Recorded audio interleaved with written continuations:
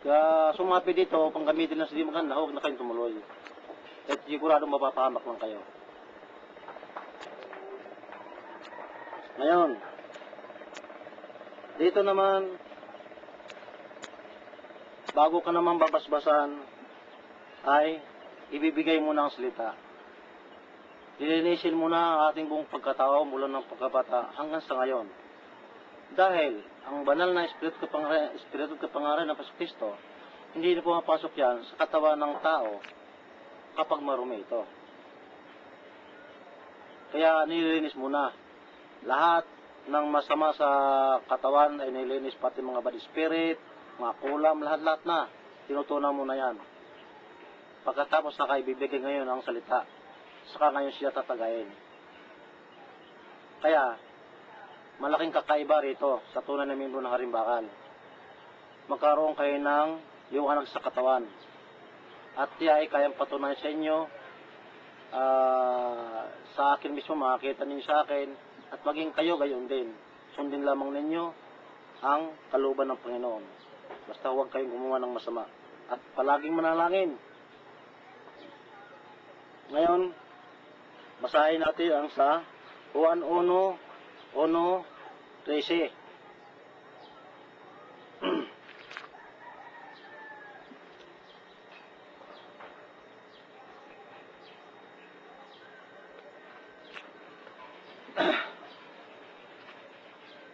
Ito. Sa pasimula pa ay naroon na ang salita. Kasama ng Diyos ang salita, at ang salita ay Diyos. Kasama na siya ng Diyos sa pasimula pa. Sa pamamagitan niya nilikha ang lahat ng bagay. At walang anumang nilikha ng hindi sa pamamagitan niya. Mula sa kanya ang buhay, at ang buhay ay siyang ilaw ng sangkatauhan. Nagliliwanag sa kadiliman ng ilaw, at hindi ito kailanman nagapi ng kadiliman. Sinugo ng Diyos ang isang tao na nagngangalang Juan. Naparito siya upang magpatuto tungkol sa ilaw, at manalig sa ilaw ang lahat dahil sa patutuo niya. Hindi siya ang ilaw, kundi naparito siya upang magpatuto tungkol sa ilaw. Ang tunay na ilaw na tumatanglaw sa lahat ng tao ay dumarating sa sanglibutan. Nasa sanglibutan ang salita, nilikha ang sanglibutan sa pamagitan niya. Ngunit hindi siya nakilala ng sanglibutan. Naparito siya sa kanyang bayan, ngunit hindi siya tinanggap ng kanyang kababayan.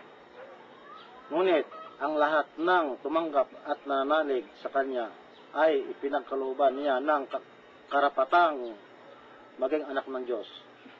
Sila nga'y naging anak ng Diyos, hindi dahil sa isinilang sila ayon sa kalikasan, ni sa pita ng laman o sa kagaw ng tao. Ang pagiging anak nila ay buhat sa Diyos. Yan ho. Lahat ho ang gaganap dito ay nasa Bible. Sana ho yung mga matuwiding ginagawang namamuno sa Harimbakal ay ipangaral ninyo ang mabuting balita ng Panginoon Kristo. Huwag basta kay basbas na ang inyong palang binabasbasan ay nagawa pala ng di maganda. May kaalaban pa ng ating gobyerno. Kaya hindi dapat nating basta-basta ibaliwala ito. Iingatan natin. Ngayon, ito naman ang sagot ng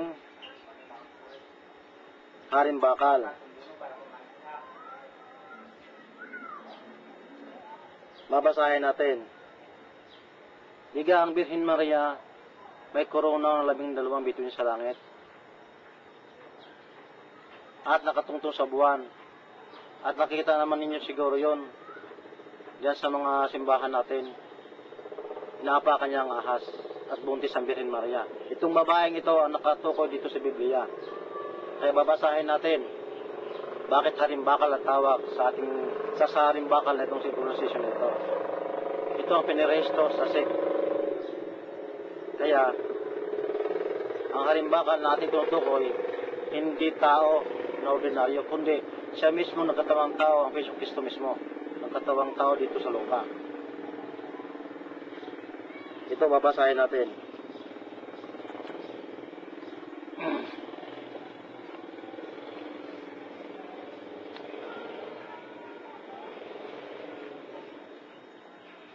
Ito, babata dito ang kasaysayan ng Dagon, kung tawagin matandang ahas o si Satanas, na nais niyang huwag matupad ang isilang Jesucristo para huwag nang maghari si Kristo sa lupa. Pero nabigo siya. Babasahin natin. Ang babae at ang dagon. Kasunod nito'y lumitaw sa kalangit ang isang kagilagilalas na tanda. Isang babae naramta ng araw at nakatungtong sa buwan. Ang ulo niya ay may kurunang binubuin ng 12 bituin. Malapit na siyang manganak, kaya't napasigaw siya sa matinding sakit at hirap. Isa pang tanda ang lumitaw sa langit.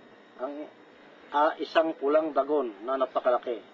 Ito'y may 7 ulo at 10 sungay, at may korona ang bawat ulo. Sinaklot ng kanyang buntot ang 3 bahagi ng mga bituin sa langit, at inahagis ang mga iyon sa lupa. Pagkatapos ay tumayo siya sa paanan ng babae malapit ng manganak, upang lamunin ang sanggol sa sandaling ito'y isilan. At ang babae ay nagsilang ng sanggol na lalaki, ngunit may umagaw sa bata, at dinala ito sa Diyos sa kanyang trono. Ang sanggol na ito ang itinakdang maghari sa lahat ng bansa sa pamamagitan ng kamay na bakal. Sino ang sanggol na ito? Nang isinilang ng babaeng yan. Diga ang Jesucristo. Kaya, tayong mga membro ng Harimbakal, hindi tayo si Harimbakal. Tayo membro lang ng Harimbakal. Kaya yung mga nagnanais naman na maging pinuno o founder, tumulong lang tayo, hanapin ang mga ligaw na tupa, ibalik natin sa Jesucristo.